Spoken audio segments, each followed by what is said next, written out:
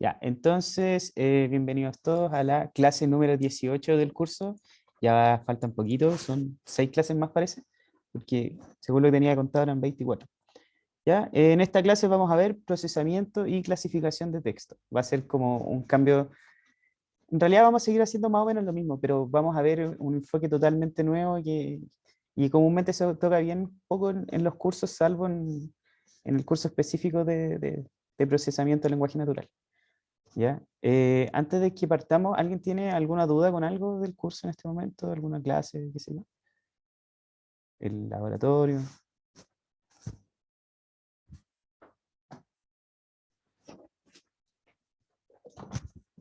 ¿No?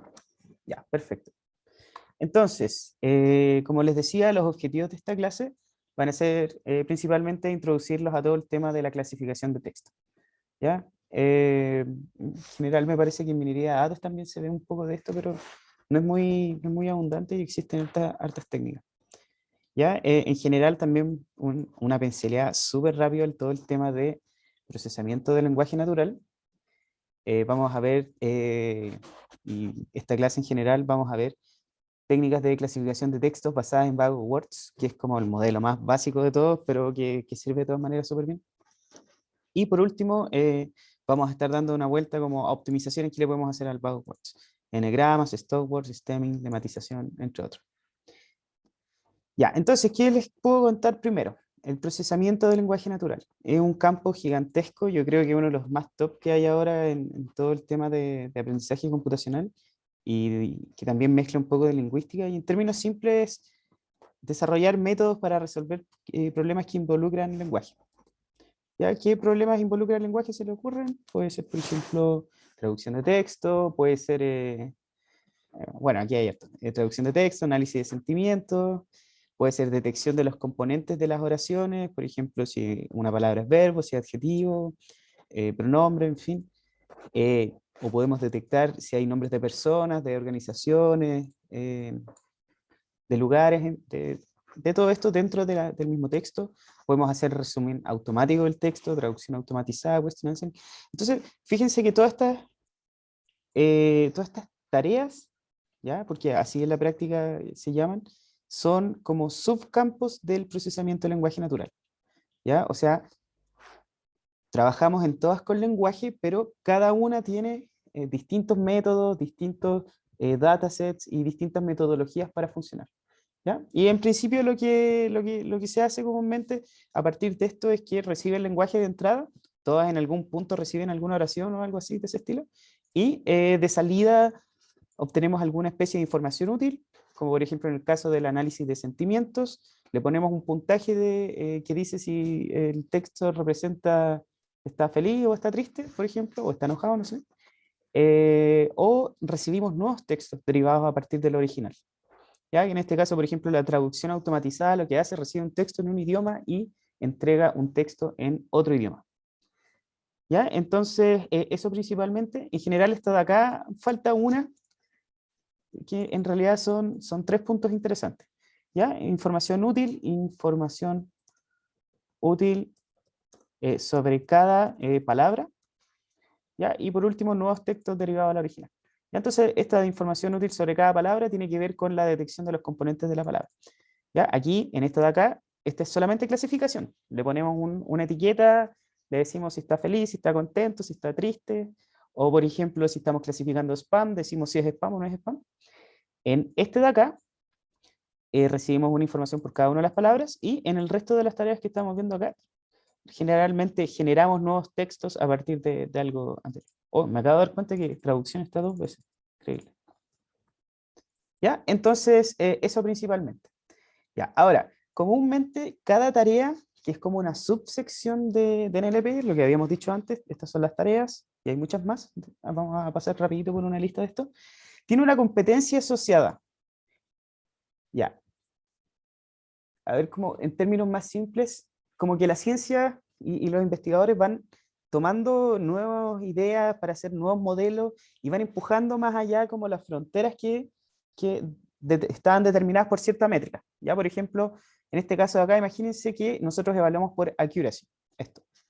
Entonces, nuevos modelos van empujando más hacia arriba el accuracy hasta llegar, no sé, al 90, 99%, ya que te estés jugando en una que es imposible no equivocarse. Y entonces la idea es que cada modelo vaya empujando esto más adelante. ¿Ya? Y esto se miden comúnmente en competencias. Quizás no son competencias, sí, pero comúnmente se pueden ver como una competencia, en donde uno pone un modelo nuevo y verifica a través de distintas pruebas si el modelo es mejor que los que habían antes o no. Ya, en general aquí puse como algo medio chistoso porque generalmente todos mejoran esto, así, o sea, 0,001, bueno, no es tampoco como un 1 o 2%, una cosa así, pero imagínense que son investigaciones millonarias que duran años, que usan tremendos data centers y miles de gigas para mejorar un 1%. ¿Ya? Y para que vean también la complejidad del campo en el que está. ¿Ya? Recomendación de, totalmente imparcial, porque en su momento fue auxiliar de este curso. Tomen este curso, Natural Language Processing. Si les interesa esto, van a quedar extremadamente secos para todo este problema. ¿Ya? Se ven en la práctica, se ven estos tres problemas y se ven también cómo se enfocaban antes, que es como más o menos lo vamos a ver ahora, para dejarlo simple, y se ven los enfoques actuales basados en Deep Learning, que son lo que lo llevan en este momento. ¿Ya? Ah, ya, no, ignoren eso todavía. ¿Ya? Entonces lo que les quería mostrar era, acá hay una lista que se llama NLP Progress, que en la práctica lo que hace es, va llevando como registros de cómo está el estado del arte, que es esta cosa de los últimos modelos que van saliendo, que siempre le van ganando a las anteriores. ¿Ya? Eso comúnmente se le llama estado del arte, por lo menos acá en NLP. ¿Ya? Y aquí están todas las tareas solamente que aplican al inglés, porque hay otras tareas específicas para cada idioma. ¿Ya? En general, miren, por ejemplo, tenemos acá Machine Translation. ¿Ya? Entonces vamos a entrar a este Machine Translation y dice que tiene una pequeña descripción de la task y entonces muestra los datasets. Este es un dataset en particular y aquí están todos los modelos que compiten para obtener como los mejores resultados. Entonces los investigadores crean nuevos modelos y van subiéndolos y se registran acá. Por ejemplo, y aquí está la métrica de evaluación, que en este caso se llama PLEO, que es una métrica específica para traducción. Ya, entonces, este DeepL es un paréntesis dentro del paréntesis. Es un muy buen traductor, yo se lo recomiendo. Me ayudó a salir de esta universidad mucho más sencillo.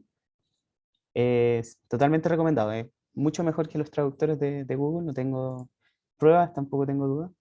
Pero échenle un vistacito por si acaso necesitan algún día un traductor súper bueno. ¿Ya? Entonces, dentro de esto está toda esta lista. ¿Ya? También hay otras tareas un poco más entretenidas, porque esta como que se ve un poco fome, quizás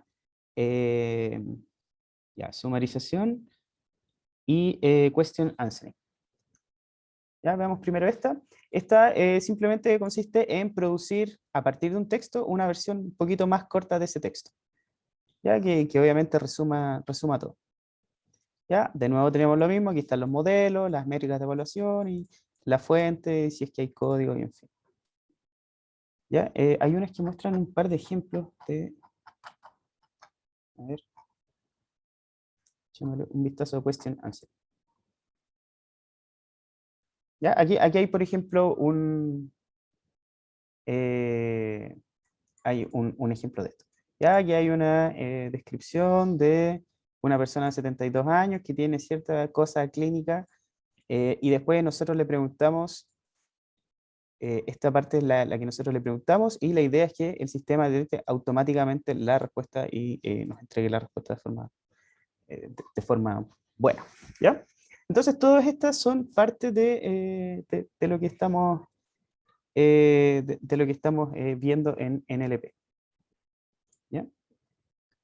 También hay otra página que se llama Papers with Code, que también lleva un registro tanto de los datasets como de los últimos modelos que la están rompiendo dentro de estos datasets. Finalmente la idea es esa, o sea, fíjense que todas las tareas están súper bien compactadas dentro de un dataset que finalmente es el que define el objetivo, que define qué es lo que se tiene que resolver a partir de eso. ¿Ya? Así que eso, ¿dudas con esto? El link está en la clase, ¿cierto, profe? No. ¿No? Pero Lo- ahora Está muy bueno. ahora entonces voy a dejarles el link. Muchas gracias por la pregunta. Gracias, profe.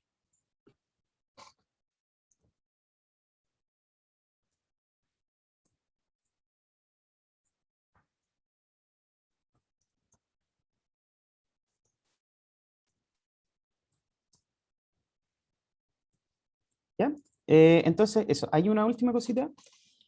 Hay una tarea que, según lo que me contaba Felipe Bravo, que es el autor de este curso, que eh, es esta. ¿Ya? Esta tarea en particular, dicen que es como, la cosa es que si se hace bien, entonces las máquinas ya deberían tener como un cierto grado de entendimiento del lenguaje. ¿Y ahí qué es lo que hace? Da una premisa y una hipótesis, hay que ponerle si está contradiciendo la hipótesis, si no está diciendo nada con respecto a la hipótesis, o si está afirmando lo que está diciendo la hipótesis. Ya, esto es súper complejo porque fíjense que ya, por ejemplo, a diferencia de question answering o de summarization, ya no hay información acá que yo pueda sacar y pueda poner en label, por ejemplo. Sino que aquí ya definitivamente tengo que entender qué está pasando dentro de estas oraciones. ¿Ya? Entonces, para que lo vean, Natural Language Inference, y en general también se ha avanzado bastante bien en esto con los últimos modelos y todo. Súper bien. O sea, obviamente todavía no se sabe muy bien si realmente estos modelos entienden o no entienden el lenguaje, pero pareciera que por lo menos resuelven bien la tarea. ¿Ya? Más allá, quizás es muy complejo entenderlo. Y todos estos, bueno, como sabrán, se escapan de todos los métodos que vamos a ver ahora, así que también súper recomendado tomar Deep Learning, porque en combinación con este van a entenderlo todo. ¿Ya? Así que empecemos ahora sí con el problema de hoy día. Entonces, el problema de hoy día es análisis de sentimiento. ¿Ya? Esto probablemente ya lo han visto varias veces y son problemas súper comunes. La idea es simplemente dar un tweet, ponerle una etiqueta, decir si es, está con un sentimiento elevado o está con un sentimiento bajo. ¿Ya? Sentimiento elevado, supongamos que es felicidad, y sentimiento bajo es tristeza. ¿Ya? La única diferencia grande es que ahora lo vamos a hacer en español. ¿Ya? Pero en realidad tampoco va a significar tanto, así que, bueno, no sé. Ya, entonces, la fuente de este dataset en español está en esta página de acá, es una universidad española que hace exactamente lo mismo que habíamos dicho antes. ¿Ya? Tiene una competencia, ¿ya? Y fíjense que la competencia está evaluada por F1, Precision y Recall. Entonces, uno sube los resultados de un cierto conjunto que vamos a hablar un poco más adelante. Ellos evalúan los resultados y ponen aquí quiénes son los que les va mejor y quiénes son los que les va peor. ¿Ya? Entonces, fíjense que el F1 mejor que hay es 0.64. ¿Ya? Recuerden eso como un poquito más adelante. Ya, entonces, sabiendo eso, vamos a leer los datasets. ¿Ya? Para que veamos, hay dos datasets, uno que se llama train y el otro que se llama dev, de development. ¿Ya? Entonces, vamos a explicar por qué se llama development y por qué están separados los dos datasets de tweets. ¿Ya? Entonces, ¿qué es lo que tenemos acá? Tweets, simplemente. Por ejemplo, veamos el primero.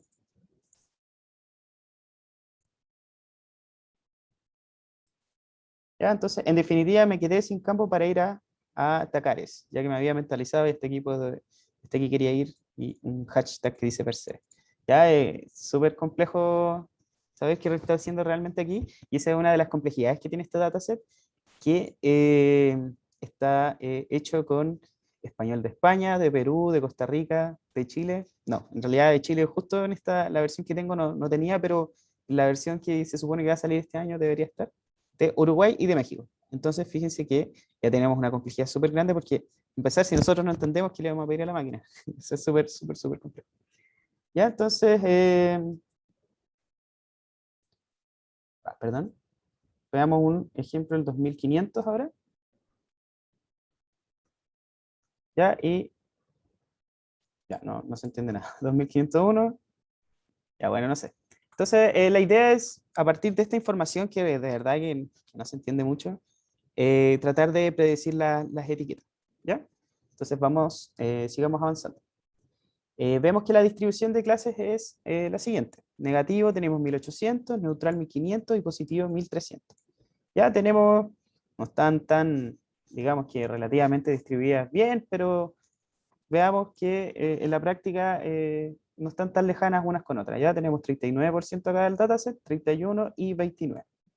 Ahora, tenemos este segundo dataset que es el de development. ¿Ya? El primero tenía 4.802 y el segundo tiene 2.443. ¿Ya? Es exactamente la misma cosa, obviamente estos tweets de acá son totalmente distintos a estos tweets de acá, pero es la misma cosa. Tenemos el tweet, el sentimiento asociado y tenemos una cierta cantidad de una distribución por cada uno de estos tweets. ¿Ya? Entonces la proporción es, el de development es el 50% de el de entrenamiento. Ya, ahora vamos a explicar qué es esto de train, dev y test. En general lo que habíamos estado haciendo hasta el curso es tomar el dataset completo de todas las observaciones que nosotros teníamos y dividirlo en dos partes.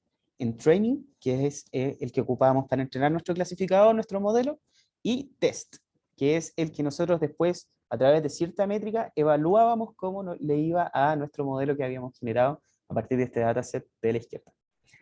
¿Ya?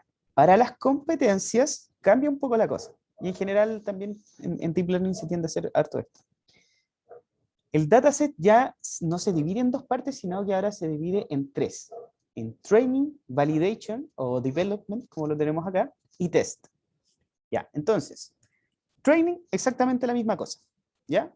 Validation o development, que es el que tenemos ahora, es el equivalente a test, que es el que tenemos acá. Y en general lo que se ocupa es como para tunear hiperparámetros, que es lo que estuvimos haciendo en la clase pasada cuando usábamos grid search.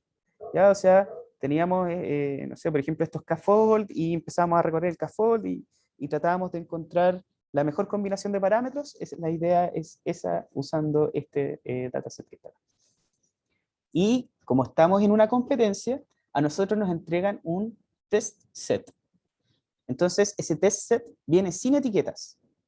Estas dos de acá son los que vienen con etiquetas y que nosotros podemos usar para entrenar y para validar y mejorar el modelo.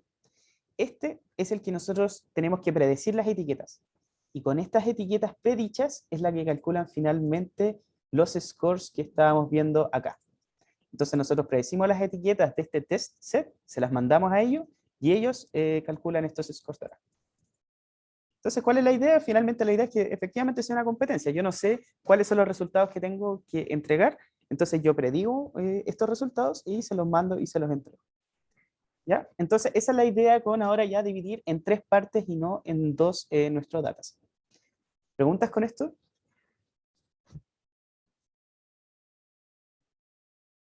Profe, ¿el label que le ponen a los Twitter son puestos a mano o son también de algún que vienen de algún modelo? No, estos son totalmente puestos a mano. Ya, buena, súper buena tu pregunta. Comúnmente estos, cuando se hacen estos datasets gigantescos, por ejemplo, estos de question answering o de natural language inference, hay expertos o gente en general por detrás que etiqueta estas cosas totalmente a mano.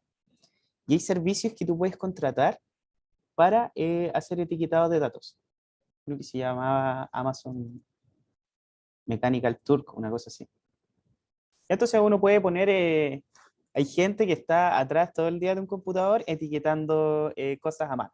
Ya, entonces aquí tú veías un tweet y le pones verdadero, o sea, le pones si representaba felicidad, si representaba tristeza, y después lo manda, ¿ya? Y comúnmente hay varias opciones para validar, por ejemplo, como que en realidad no sea una persona nomás que sea el juzgado para un tweet, porque capaz que hay una persona que está haciendo pura casa de pescado.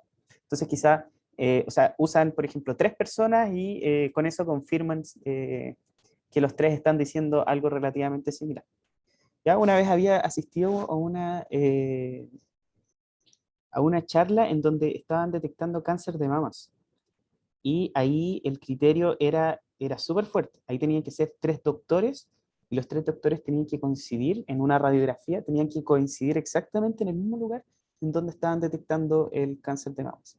¿No? Porque a diferencia de un sentimiento que no es tan grave que te equivoques y que sea uno o dos tweets malos respecto a 100, por ejemplo, aquí es súper, súper, súper complicado. ¿Ya? Entonces, obviamente que tener expertos etiquetando probablemente salga mucho más caro.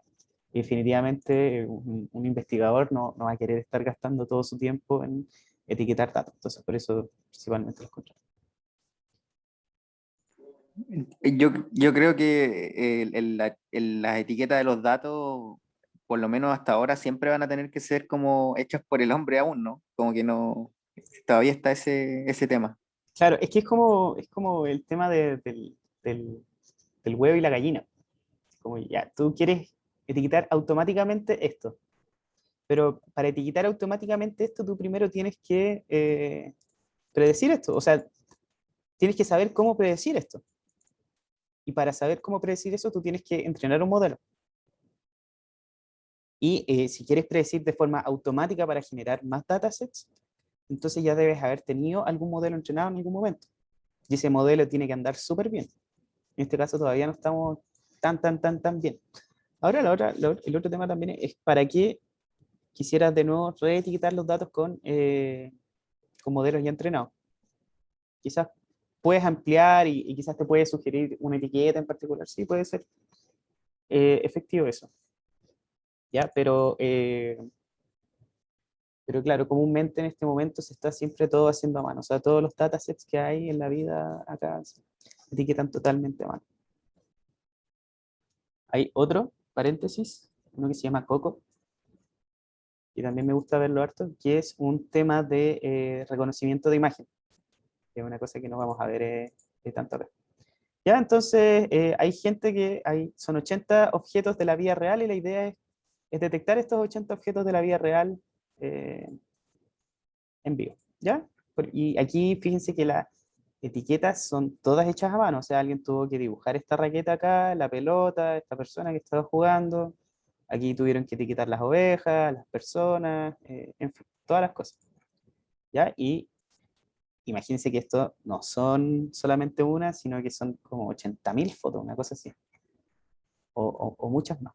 Entonces estamos hablando de que es un trabajo súper complejo que hay que hacer, pero que eventualmente hay que hacerlo para que estos sistemas puedan después funcionar de forma autónoma. ¿Ya? Así que eso, no sé si tienes más preguntas o alguien tiene otra pregunta.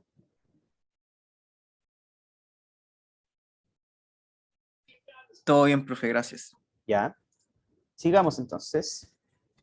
Ya, entonces teníamos este test, train, dev y test, ya que en resumen entrenamos con este, tuneamos o encontramos los mejores hiperparámetros y con este entonces después nosotros predecimos, lo mandamos a la competencia y ellos nos evalúan.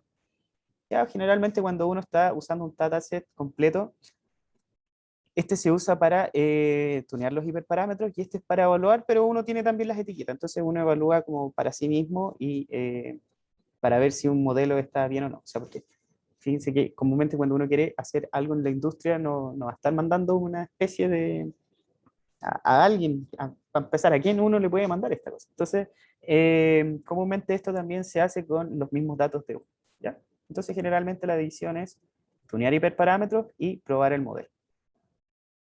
Ya, entonces sigamos. Siguiente tema. Pasado harto antes de que recién empecemos a ver la primera línea de código. Entonces, el modelo más básico que nosotros tenemos para codificar texto se llama bag of words. ¿Ya? Bag, bolsa de palabras, en otras palabras. ¿Ya? En palabras más sencillas. Entonces, lo que hace esto es muy parecido a lo que hacíamos en algún momento cuando hacíamos esta transformación categórica para transformar estas variables categóricas, que no sé, por ejemplo, era, no sé, tipo de mascota, salía gato, perro, qué sé yo, y todo eso lo transformamos a columnas distintas. Entonces, si una observación en particular era un perro, nosotros marcábamos un 1 en la columna de un perro. ¿Ya? Entonces, esto es exactamente lo mismo, pero la diferencia es que las columnas que se generan ya no es un atributo categórico, sino que es un conteo de cuántas veces aparece esta palabra en particular dentro de esta oración. ¿Ya? Y eso es simplemente, no es nada más que eso. Entonces, veamos. The red dog aparece, cada una de estas aparece una vez. Entonces, la columna T tendría que estar marcada 1, la columna red, que es esta oración de acá, o sea, digo, esta palabra de acá dentro de la oración, debería estar marcada 1, y la columna dog es el mismo cuento, 1. Ya, veamos ahora la siguiente. Cat eats dog. Ya, esto está como extraño, ¿no? ¿Qué está diciendo aquí? Ya, el gato come perro. Ya, entonces, dog aparece una vez, ¿sí? Entonces aquí la marcamos acá, y fíjense que aquí ya se empieza como a perder un poco el orden. Esa es una de las grandes desventajas que tiene el modelo, que cuenta las palabras, pero no cuenta como la relación entre las palabras. Se pierde el orden en el que está. ¿Ya? Vamos a ver un poco más adelante una técnica para poder tratar de recuperar un poco el orden, pero en general tampoco funciona tanto. Ya, entonces aquí tenemos esto, dog aparece una vez, cat aparece una vez, y it aparece también una vez en esta parte de acá. Y vamos a la última al tiro, entonces red aparece una vez, cat aparece una vez, y it aparece otra vez. Si por ejemplo, aquí hubiera aparecido the cat, it, the dog, ¿qué hubiera pasado?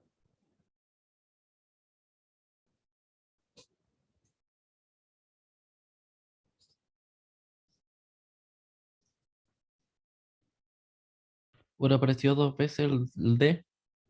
Claro, entonces aquí habría un 2. Dos. Sí, exactamente. Y así sería la decodificación. Nada más del otro universo que eso. ¿Ya? Entonces, fíjense que Vago Words no es otra cosa que una forma de codificar las oraciones a través del conteo. Las columnas van a representar todo el vocabulario, o sea, vocabulario en términos de todas las palabras que podrían aparecer en los tweets, ¿ya? Y las filas van a representar los conteos de cada una de las oraciones. Ya, dicho esto, entonces sigamos avanzando. Para usar Vago Words dentro de Scikit-Learn, lo que usamos es una clase que se llama Count Vectorizer. Ya, un nombre súper bonito para decir cuenta y vectoriza. ¿Ya? El conteo es esto y después la vectorización es transformar todo el conteo a un vector gigantesco. ¿Y ahí cómo se hace? Nosotros llamamos a un vectorizador, o sea, le asignamos a alguna variable vectorizador y después le ponemos feed transform. ¿Y qué le pasamos acá? Todos los textos. ¿Ya? Fíjense que acá está la serie que contiene todos los textos. Entonces, Vago Words, esta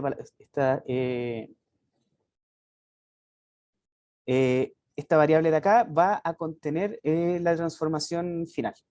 Ya, como habrán pensado, bueno, aquí obviamente vamos a tener muchas palabras que van a aparecer una vez y finalmente lo que vamos a tener es, por ejemplo, acá 10.000 columnas. ¿Ya? ¿Por qué? Porque vamos a tener una columna para cada una de las palabras. Entonces, ¿qué es lo que va a pasar? Se van a usar matriz sparses, que en la práctica es, lo habíamos visto en algún momento antes, es una forma de codificar las matrices que llevan muchos ceros. Entonces se echa esta idea de tener toda la matriz en memoria y lo único que se hace es guardar las posiciones donde tienen valores distintos de 1. ¿Ya? Eso es como curiosidad. Entonces, ya habíamos transformado este backwards, fíjense lo que imprime si es que nosotros imprimimos la transformación. Dice que vamos a tener una sparse matrix, ¿ya? De 9.181 columnas, es decir, esa es la cantidad de palabras que vamos a tener dentro de nuestro dataset, y las 2.243 filas. ¿Ya? Este está con el dev, debería ser train. Ahora sí. Entonces tenemos, en el train tenemos 14.000 palabras y 4.802 elementos. Ya una brutalidad, no se le ve. Entonces, guardar eso en memoria con respecto a guardarla, ya, fíjense que aquí 67.000 elementos, ¿no? O sea, estamos hablando que hay muy pocos elementos comparado con el tamaño de la matriz completa. En este caso sería este gigantesco número de acá, 71 millones de elementos. ¿Cierto? A ver, 71. Sí. ¿Ya? Entonces, si vamos a almacenar 63.000 elementos nomás de los 71 millones que podríamos almacenar, preferible almacenar solamente esto y el resto botarlo y buscar algunas buenas formas de procesar.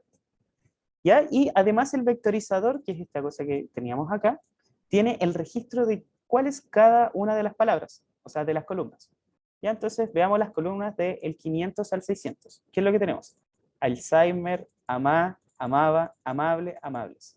¿Ya? Entonces cada una de estas palabras va a tener asociado el conteo en cada una de las observaciones que nosotros les estamos pasando. En este caso serían los tweets. Ya, entonces aquí ya tenemos en la práctica casi todo completo y andando. Ahora vamos a hacer lo mismo que la clase pasada. Vamos a entrenar un vectorizador dentro de un pipeline y después vamos a usar un clasificador que es el que finalmente nos va a decir si es positivo, neutral o negativo el sentimiento de cada uno de los tweets. Ya, pregunta, ¿por qué hay que usar esta variante de Naive Bayes? ¿Por qué hay que usar multinomial y no, por ejemplo, gaussiano?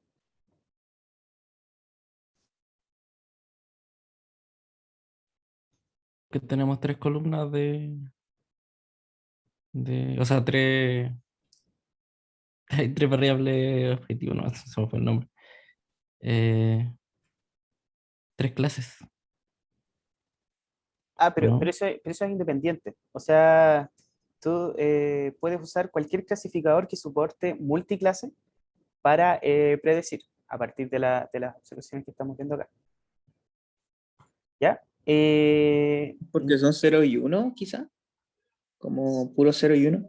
Sí, esa es la respuesta. En general son ceros hasta n, porque acuérdate que son conteos. Si aparece más de una vez una palabra, Ah, verdad que puede... son hasta en sí. Claro. Y esto tiene que ver con el tema de que cómo vamos a modelar probabilísticamente cada una de las columnas.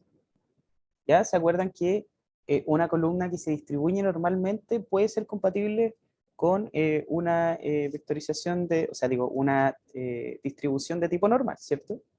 El problema es que la aparición de las palabras no distribuye de forma normal. Hay muchos ceros y muy pocos unos. ¿Ya? La distribución que más calza con esto es la distribución multinomial, que es esta que decíamos que extiende esta idea. Bueno, es larga la idea. Entonces teníamos la de Bernoulli, ya que la de Bernoulli simplemente veía la probabilidad de caro sello. ¿Ya? Entonces era súper simple, uno tiraba una moneda y pum, salía, esa era caro sello. Después, como que esta evolucionaba a la binomial. Y la binomial era la misma cosa, la misma idea de caro sello, ¿ya? Entonces teníamos o ceros o unos, pero veíamos varias veces. Podíamos ejecutar este experimento n veces y veíamos la probabilidad de que pasara, por ejemplo, 35 caras de 50 tiros, ¿ya? Esa era la segunda evolución. Y la tercera y última evolución es la multinomial. La idea de la multinomial es que ahora tenemos más de una probabilidad. O sea, es decir, esto puede salir 0, 1, 2, 3, hasta n veces. ¿Ya? Y también lo vamos a evaluar n veces. Entonces, en cada oración esto tiene como una probabilidad en particular de salir con respecto a todo en general. Esto al final es como uno de estos dados multidimensionales, donde si yo tiro el dado hay una cierta probabilidad de que caiga en una cara, ¿ya? Y esa cara en particular es una palabra.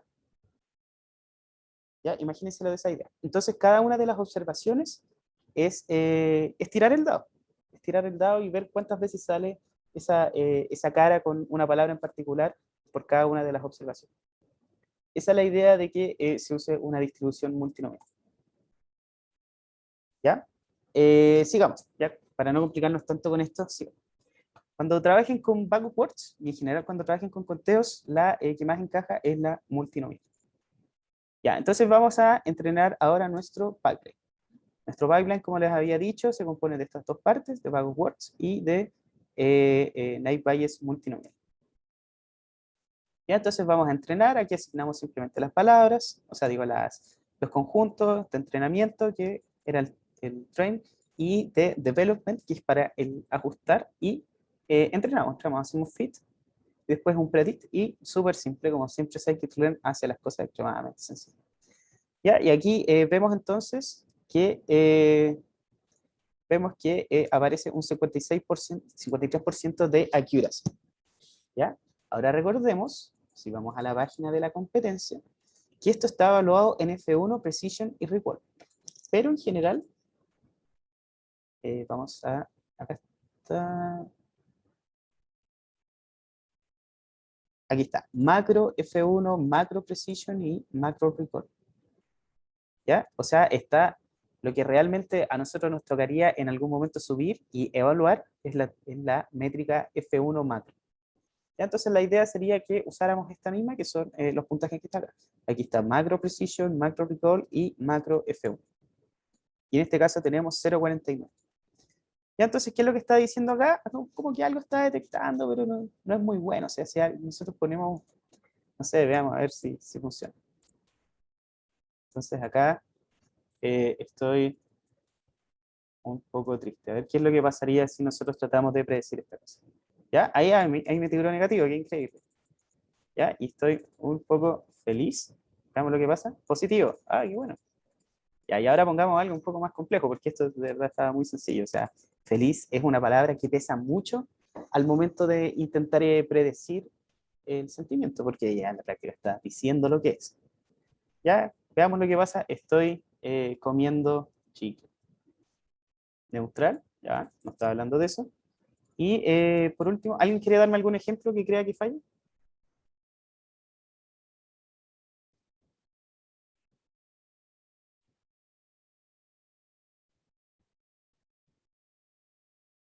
¿En el chat? ¿Alguien escribieron? En el chat Diego puso Ah, que no suena. estoy feliz.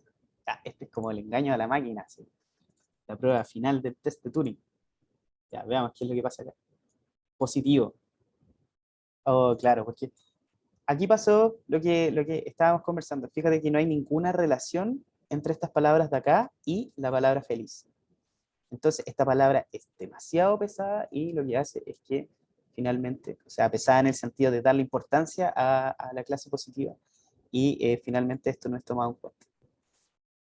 Es súper, súper, súper difícil. De hecho, esta oración de acá es muy compleja de tratar con los métodos normales que vamos a ver en esta lección. ¿Ya? Muchas gracias por tu ejemplo y sigamos andando. ¿Ya? Entonces, como vimos la semana pasada, nos encantaría usar Grid Search, ¿cierto? Porque era extremadamente sencillo y todo, pero recordemos que, ¿qué es lo que nos habían dado de nuestra competencia? Nos habían dado un set de entrenamiento y un set de validación, ¿ya? Por otra parte, lo que hacía Grid Search era usar esta estrategia de K-fold para entrenar. O sea, es decir, dividía el set de entrenamiento en varias partes. En esta, o sea, entrenaba con las negras y, no, perdón, entrenaba con las blancas y probaba con las negras. El problema es que vamos a estar haciendo K-fold sobre el set de training. O sea, que además ya estaríamos dividiendo este set que ya está relativamente reducido aún más. Y ahí estaríamos usando en la práctica un tercio o un quinto de este dataset para buscar el mejor modelo, cuando en realidad aquí nosotros sabemos que este set que tenemos acá es para eso, para encontrar los mejores hiperparámetros. ¿Ya? Entonces tenemos dos opciones. La primera es hacer la búsqueda a mano y la segunda es adaptar Grid Search para usar solamente estos dos sets sin necesidad de tener que generar estos scaffolds. En general, yo lo intenté y no funcionaba muy bien, pero hay muchos detalles porque Grid Search está definitivamente diseñado para hacerlo con Cross Validation, que es esta técnica de acá. Entonces, preferí simplemente hacer la búsqueda más. Ya después vamos a ver un pequeño script más adelante que genera como de nuevo las pruebas. En general, era mucho más sencillo hacerla más. ¿Ya? Tengan estas dos cosas en consideración. Aquí está cómo hacerlo, cómo definir uno los scaffold a mano, que en la práctica simplemente se etiqueta uno los que se quieren usar para entrenar y, no, menos uno los que se quieren usar solamente para entrenar y uno o n los que uno va a usar como folds. ¿Ya? Y esta de acá, tengan mucho cuidado, aquí define un data leakage, que es como una filtración de datos, ¿ya? Y lo que pasa es que se filtran los datos de entrenamiento, de prueba, y se entrena con eso, ¿ya? Hay que tener mucho cuidado y hay un parámetro de cross validation. Entonces lo que estamos haciendo es metodológicamente mano, porque estamos evaluando con los datos de entrenamiento, pero al mismo tiempo también estamos entrenando con esos datos. Entonces, en un momento me salían demasiado buenos los resultados, mucho más allá de los resultados tops que teníamos en esta parte de acá, y lo encontraba totalmente imposible. Entonces, tengan mucho cuidado y si tienen resultados muy buenos con técnicas que ustedes saben que no son tan buenas, entonces también cuestionense un poco. ¿Ya? Entonces, con eso ya estamos con esta parte. ¿Alguna duda con esto?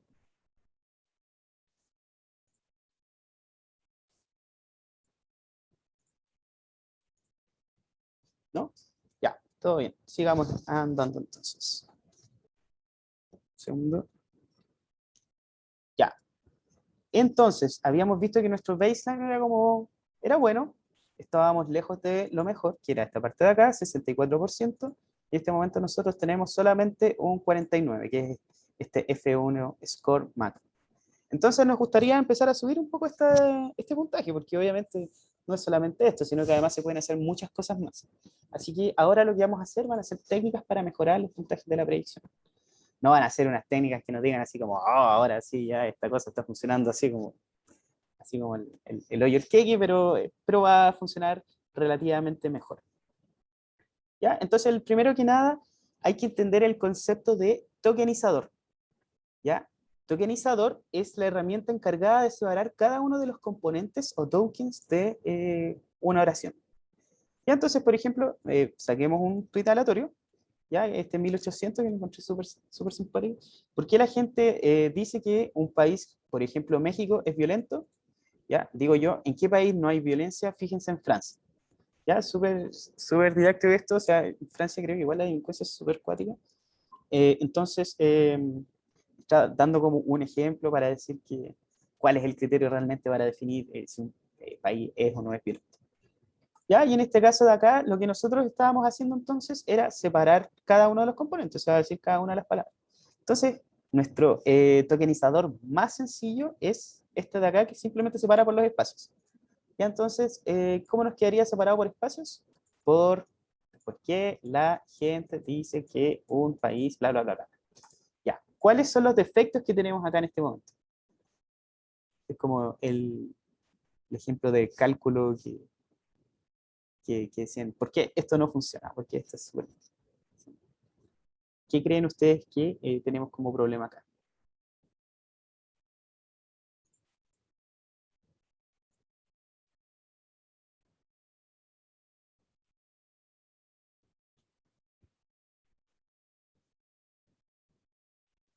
Que hay muchas palabras irrelevantes, no sé, los puntos, comas, todas esas cosas. Eso, eso. Las palabras irrelevantes las vamos a ver un poquito más adelante. En este Oye, caso, el problema que tenemos es la puntuación. Fíjense acá la primera, por. Aquí ya parte con una pregunta. Este token de acá es totalmente distinto en nuestro modelo que este token de acá. ¿Ah? Entonces, este es totalmente distinto a este. Fíjense que incluso esto dice que sí, es distinto. Ese es un gran problema porque finalmente para las mismas cosas vamos a tener dos columnas distintas. Y si ya los datos estaban dispersos, o sea, si ya estamos generando 14.000 palabras, ahora también tener con la puntuación junta, además de la palabra, va a generar muchas, muchas más columnas. ¿Ya? Y acuérdense que mientras más columnas, más se empieza a enredar la clasificación. ¿Ya? Columnas me refiero a las columnas que cuentan la cantidad de palabras. ¿Ya? Entonces, eso es súper importante y nuestro tokenizador, si bien ya empieza a funcionar un poco más sencillo, o sea, funciona de hecho, si uno pusiera este tokenizador, deberían dar. La idea sería que encontremos algo un poco más complejo, que tenga un poquito más de lógica y sepa, por ejemplo, cuándo separar esta cosa aquí, cuándo separar esta cosa acá. ¿Ya? Entonces, para esto vamos a usar una librería que se llama NLTK o Natural Language Toolkit. ¿Ya? La librería clásica de procesamiento de lenguaje natural tiene todas las herramientas que se usaban como antiguamente y que andan relativamente bien. Entonces, dentro de las cosas que trae un tokenizador que hace más o menos lo mismo que habíamos hecho antes, separa los componentes de la oración, pero ahora también separa puntuación. ¿Ya? Y eso es como eso, simplemente eso. Ya, el que traía Scikit-learn también hace lo mismo, pero este funcionaba por algún motivo un poquito mejor y sube un punto el FU. Entonces vamos bien, vamos subiendo. Ya, entonces la única diferencia ahora para usar el tokenizador que traía Scikit-learn versus este es simplemente darle un parámetro tokenizador y darle una función. En este caso la función es esta.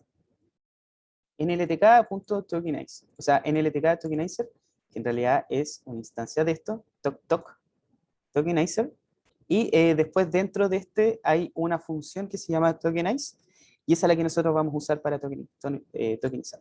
Entonces, cualquier texto que nosotros le pasamos a esta función, lo separa en este tipo de arreglo. ¿Ya? Esa es simplemente la idea del tokenizador. Es una función que separa strings. Ya, esa es la primera mejora entonces. Vamos a seguir con las siguientes mejoras. Ya fíjense, aquí ya tenemos 0.49, este es el baseline, y el 0.50 es de nuestro nuevo modelo. Otros parámetros que tiene el vectorizador que también se pueden ocupar y que pueden ser súper útiles. ¿Ya? Entonces, vamos de nuevo con el mismo problema de tener pegado el interrogación al por. Ahora veamos mayúsculas y minúsculas.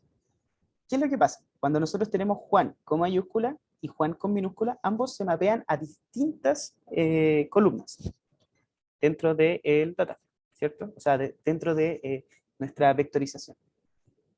Es un problema porque finalmente vamos a tener que estas dos cosas van a estar separadas cuando a nosotros nos gustaría que estuvieran juntas. Entonces lo que uno puede hacer es agregar este parámetro lowercase a nuestro vectorizador, nuestro count vectorizer, y este simplemente va, antes de que se procesen todas las palabras, va a aplicar la función lower, que va a hacer que todo el texto se vaya a minúsculas.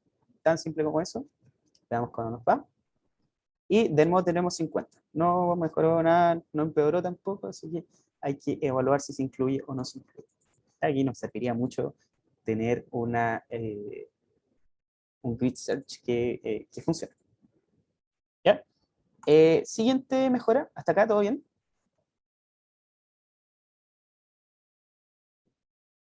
¿Sí? Ya. Siguiente mejora. Limitar la cantidad de palabras del vocabulario. ¿Ya? Esto es un poco como más abstracto. Entonces, la idea era, voy a tokenizar todo el dataset y después voy a contar las palabras. Miren lo que pasa. La distribución de palabras de nuestro dataset en general es de este estilo. Hay palabras en esta sección de acá que aparecen una montonera de veces, o sea, es decir, por ejemplo, la palabra que aparece 2400, la palabra de 2400, la palabra y 1800 y así. Son palabras que aparecen muchas veces. ¿Ya? Entonces, esta tendencia que sigue naturalmente el lenguaje, esto siempre lo van a encontrar, o sea, texto que tomen, o sea, conjunto de textos que tomen, siempre van a poder ver una tendencia de este estilo, y siempre va a estar el, la, aquí, el pronombre, en fin. ¿Ya? Entonces, hay palabras que aparecen solamente una vez. Fíjense que estas palabras de acá, que estamos viendo en esta parte de acá, aparecen 8 veces. Imagínense, recién estas de acá aparecen 8 veces. O sea, estamos diciendo que todavía quedan muchas palabras acá que aparecen solamente una vez. Y la pregunta será, ¿realmente estas palabras nos aportarán algo? ¿Aportarán a la clasificación o solamente entorpecerán? Si una palabra aparece una vez, aparece solamente en un tweet. Entonces eso no nos va a permitir distinguir si el tweet está hablando de algo positivo o de algo negativo. Si una palabra aparece 10 veces, igual habría que entrar a pensarlo. No sabemos. Pero todavía es poco indicativa para decir si esto va a andar bien o no. ¿Ya? Entonces, hay palabras que aparecen solamente una vez, hay palabras que aparecen... Veamos cómo se comporta esto. ¿Ya? Y para esto lo que vamos a hacer, vamos a usar este parámetro que se llama max features. Y lo que hace es, les decimos 5000, por ejemplo, y nos va a dejar las 5000 palabras que más aparecen. Le decimos 10.000, nos va a dejar las 10.000 que más aparecen. Entonces veamos cómo se comporta nuestro score a partir de esta variable. O sea, vamos a explorar desde los 500 hasta los 10.000 y vamos a ver si hay alguna diferencia entre el score o no. Se demora un poquito esta celda. No se demoró tanto. Ya, entonces vamos a imprimir ahora y fíjense el comportamiento.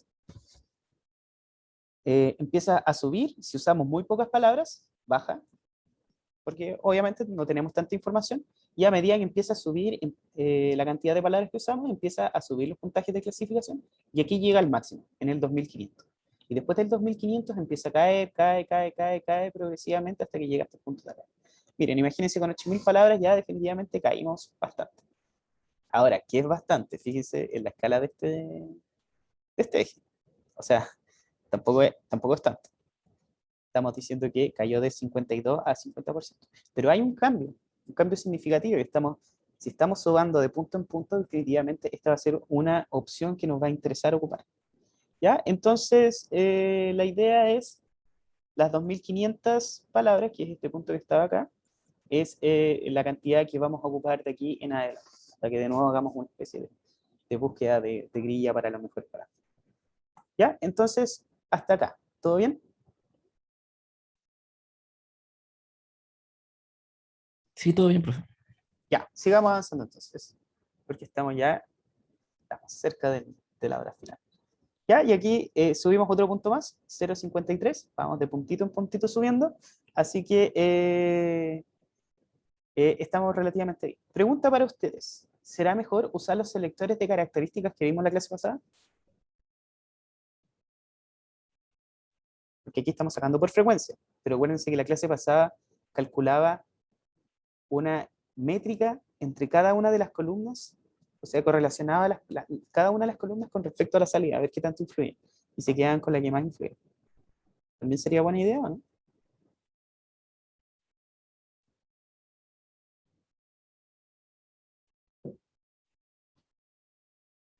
O hacer un PCA.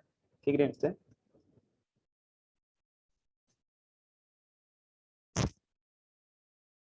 En el chat me dicen algo. ¿Mala idea? ¿Por qué crees que es mala idea?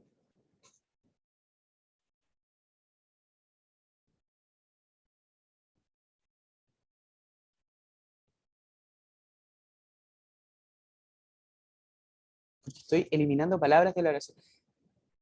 Claro, claro, pero aún así estoy quedándome con las palabras que más me indican, dentro de todo el dataset obviamente, con las palabras que más se relacionan con la clase.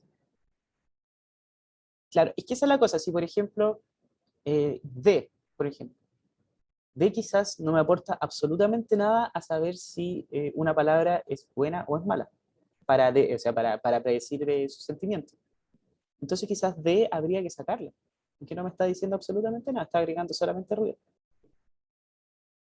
Claro, dependiendo de la tarea, depende de las features que me voy a hacer aquí. Y en general ese enfoque es como un poco más tirado para el lado de Machine Learning, en que efectivamente usamos métricas ya duras, estadísticas, para decir la relación entre una columna que representa una palabra y la salida. Entonces, en ese punto sería bueno también eventualmente incluirlas, pero se escapa un poquito de lo que estamos haciendo en esta clase. Ahora, ¿qué les digo? Sí, pruébenla de todas maneras, pruébenla. Si sube su precisión, espectacular. ¿Ya? Solamente que en este momento, por temas de que estamos comparando un baseline, que es solamente esto con esto de acá, y queremos dejar fijo una parte en particular, no lo vamos a ocupar. Ya, sigamos entonces. Hay otras funciones más interesantes también que eliminan los acentos y símbolos extraños de los tokens. ¿Ya? Por ejemplo, esta O media extraña que usan la gente vikinga de esos países, también la elimina y la lleva a una O normal. Ya, entonces, si uno ejecuta esto, aquí está el parámetro strip accents, y uno le puede dar ASCII o Unicode, cualquiera de esas dos funciones, y hacen más o menos lo mismo. Entonces, fíjense que no varió mucho, o sea, quedó de nuevo en 0,53. Entonces, cambiar esto no influye en tanto. Ya ahora uno se podría preguntar si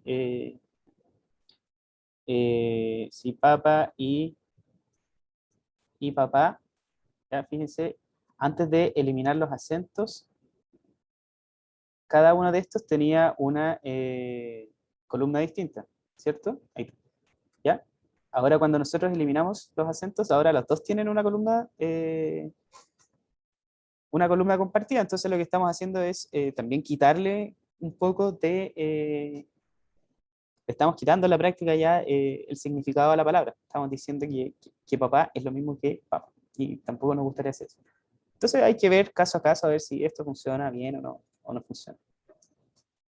¿Ya?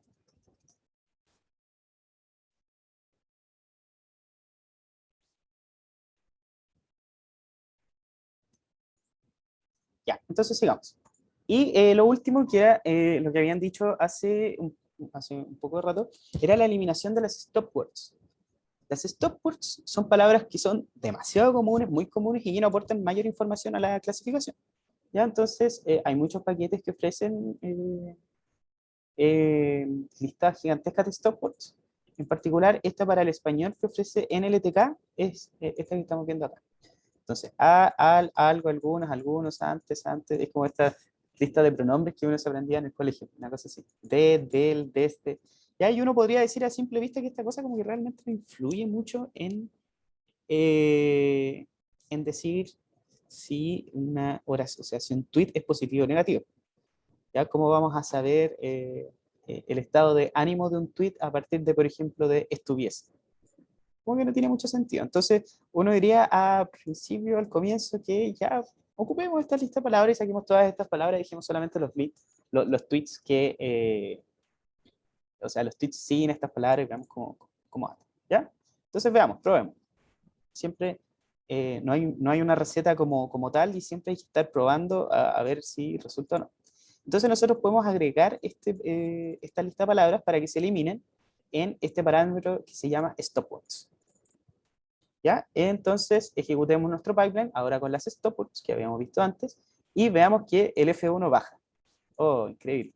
Entonces puede ser que quizás sí ha ayudado un poco a definir algunas de estas palabras o algún conjunto de estas palabras al definir el sentimiento de una oración.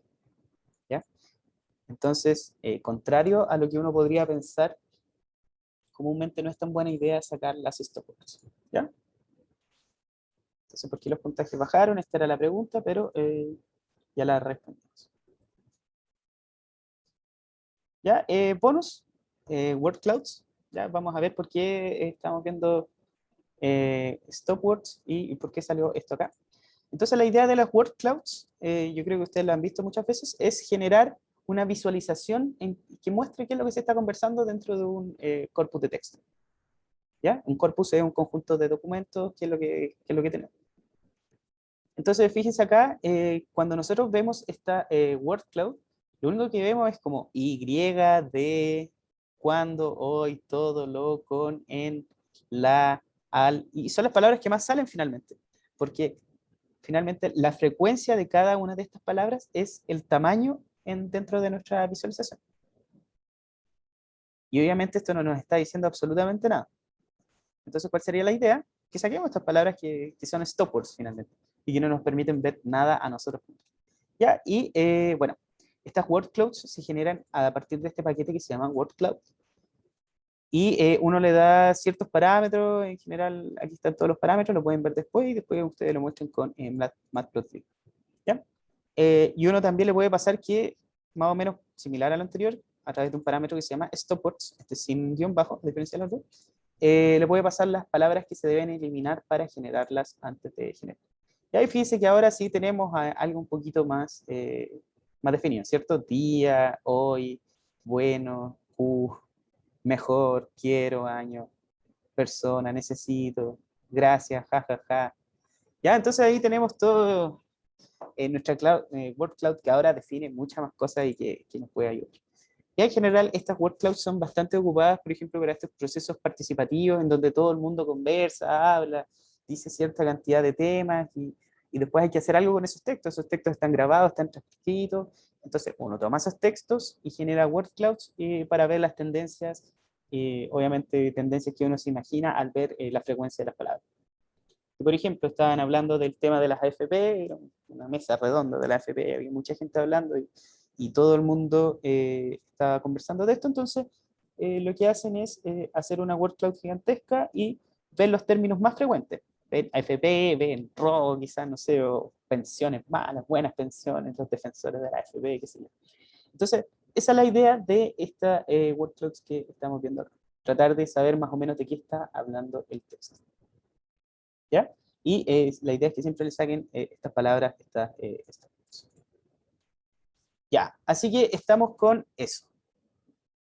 Nos queda todavía un poco más de clase, pero lleguemos solamente hasta esta parte de acá.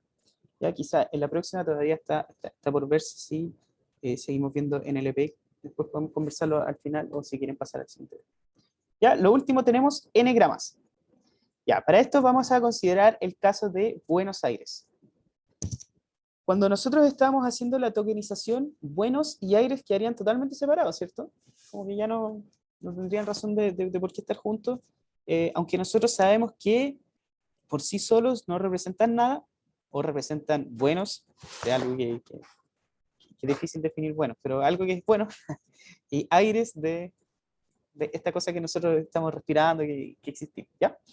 Entonces, por separado, como que por sí solo no tiene mucho significado, pero cuando nosotros juntamos estas dos palabras, lo que pasa es que ahora sí tiene mucho sentido y están viendo que nos estamos refiriendo a la capital de Argentina. Y esto sí que tiene sentido. Entonces nos gustaría también no solamente separar estas dos, sino que además generar esta opción para que hayan duplas de palabras o triplet o tripletas de palabras, ¿ya? Y en general n cantidad de palabras. Esto es lo que nosotros conocemos como n-gramas. Ya, entonces, un n-grama lo que va a ser, por ejemplo, un 1 grama es lo que hemos estado haciendo hasta el momento, un tokenizador normal. Separa por palabra. Entonces, la oración hace frío en Buenos Aires quedaría hace frío, coma, en, coma, Buenos, coma, Aires. Y aquí ya estaría separado este concepto. Cuando nosotros ponemos 2 gramas, lo que pasaría sería que se juntan las dos primeras, por ejemplo, en este caso, hace frío, después las siguientes dos, vamos como moviéndonos una letra hacia el costado. Después tendríamos frío en, que sería esta parte de acá. Después tendríamos las siguientes dos, en Buenos. Y por último tendríamos Buenos Aires, que sería esta parte de acá. ¿Ya? Entonces la idea es que nosotros podemos definir este tipo de cosas, ya para que Buenos Aires ahora sí pueda tener sentido. ¿Ya? Y con vectorizer esto se especifica a través de una tupla n-gram range, en donde ustedes le dicen la mínima cantidad de n-gramas, en este caso siempre es 1, o sea, por lo general siempre es 1, y la máxima cantidad de n-gramas, que pueden ser 3, 4, 5. Ahí ya con 5 como que se pierde un poco la idea de esto. Ya, por lo general siempre son o 2 o 3. Entonces ejecutamos. Ahora fíjense que count vectorizer acá tiene este parámetro en gram range. Y aquí 1,2, 1,1 como que no cambia nada, 1,2 y fíjense que subimos de nuevo otro punto más, ¿cierto? Entonces teníamos 0,53 y ahora tenemos, parece que 0,54. A ver, echamos un vistacito. Ah, no, 0,50. Ah, sí, 0,53. ¿Ya? Entonces subimos otro punto más. Súper bueno. Y así seguimos y seguimos y seguimos ganando puntaje. ¿Ya? Un pequeño grid search un poco a mano. Aquí se definen como algunas de las características de nuestro pipeline que podemos experimentar. Experimentamos con la máxima cantidad de features, con los n-gram range, si ponemos o no ponemos stopwords. Y lo que da finalmente es que el mejor modelo da 0,543 con la cantidad máxima de features 5000 y un n-gram range de 1,2. O sea, estamos generando los unigramas y los bigramas. ¿Ya? Y sin stop. Ya, entonces, hasta aquí ya estamos casi con todo. Ya paramos porque ya definitivamente estamos como pasados del tiempo. Y ahora les pregunto a ustedes que siguen acá. ¿Les gustaría la próxima clase, porque todavía hay una clase que queda como un poquito un hoyo para definir qué vamos a hacer ahí? Entonces, la próxima clase, ¿les gustaría seguir viendo texto o pasamos a esta librería de modelos probabilísticos? ¿Qué dicen ustedes?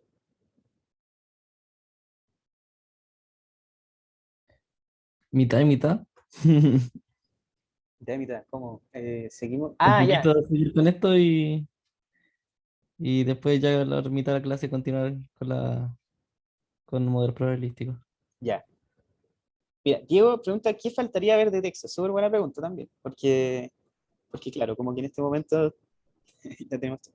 Mira, en general hay este enfoque de vago words ya se ocupa bien poco, principalmente porque por el hecho de que tú pierdes el sentido de las palabras, ya las palabras ya no tienen sentido cuando estás codificando la hora.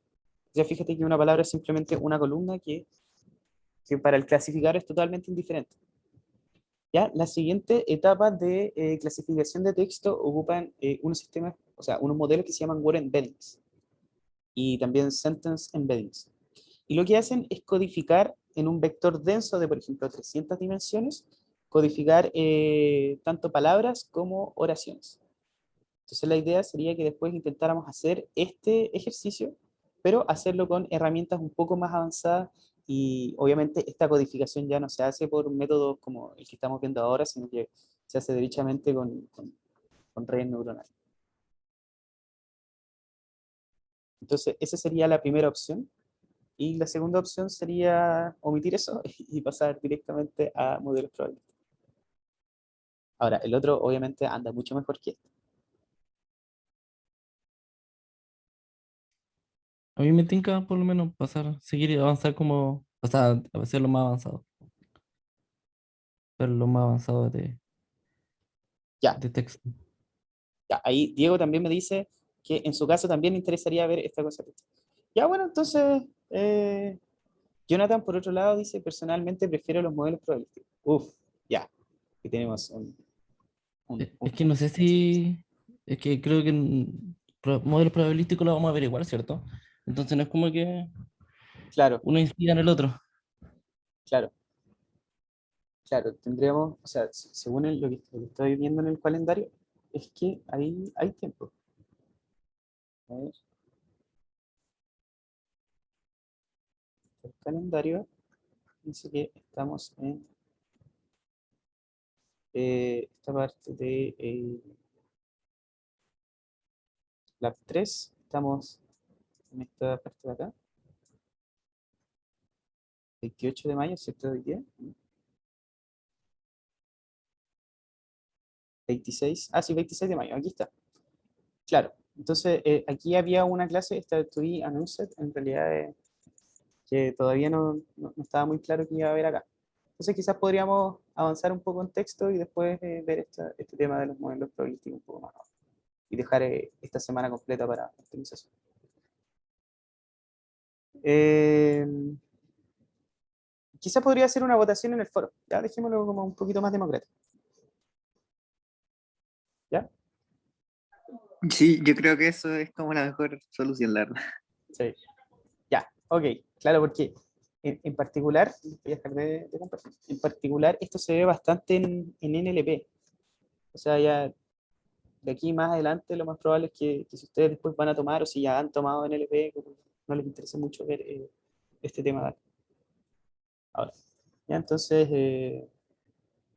todo va a depender finalmente de eso. Ya, entonces lo dejamos de esa manera y con eso ya estaríamos terminando la clase de hoy día.